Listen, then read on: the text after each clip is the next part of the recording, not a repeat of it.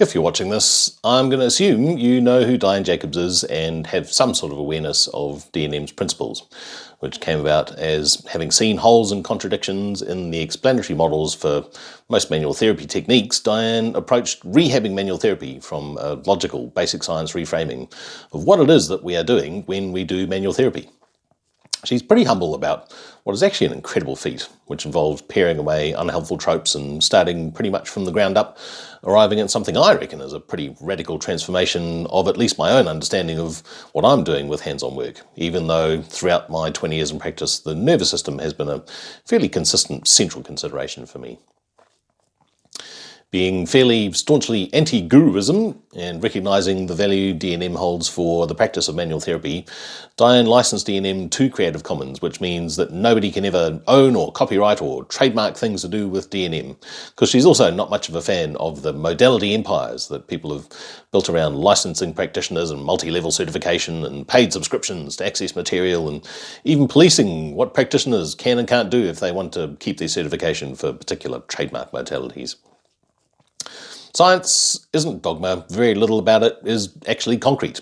Science isn't how the world works. Science is our attempt to understand the natural world. It is our attempt to find the real patterns that are invariant, because that which is consistent is more likely real and therefore more true. Causal patterns are great to find. Causal patterns are things you can generalize. Science rarely gives us certainty.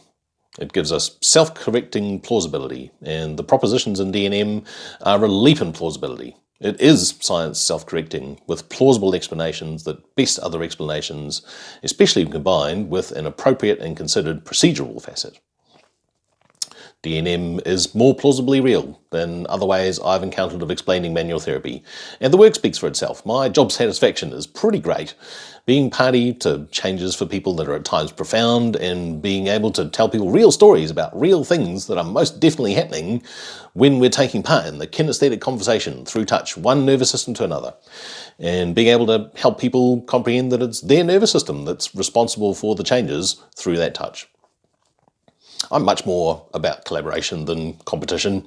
I just don't care about sports. Putting the ball in the thing to score the points and caring about winning over the other guy just bores me. And it's really nice that DNM is not about individualism. It's certainly not about exceptionalism or guruism. This is a participatory practice that is non-egocentric. It is about the relevance of input from another nervous system to help another nervous system better self-organize and self-heal.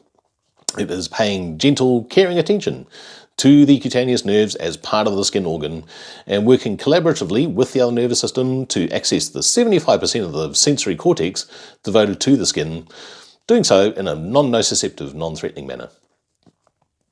To quote someone far more clued up than myself, John Vervaeke said in one of his lectures online that propositions are impotent by themselves. And he's right.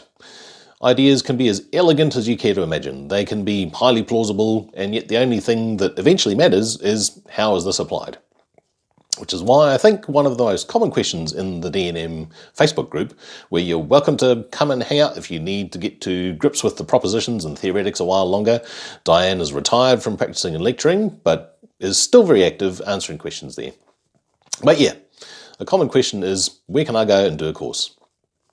If you're a real self-starter, you can get on the Embodier app right now and do the online course presented by the originator and just pile on into practicing it in isolation, much like I did. But it seems most people want some in-person hands-on instruction. That's why I want to share this work.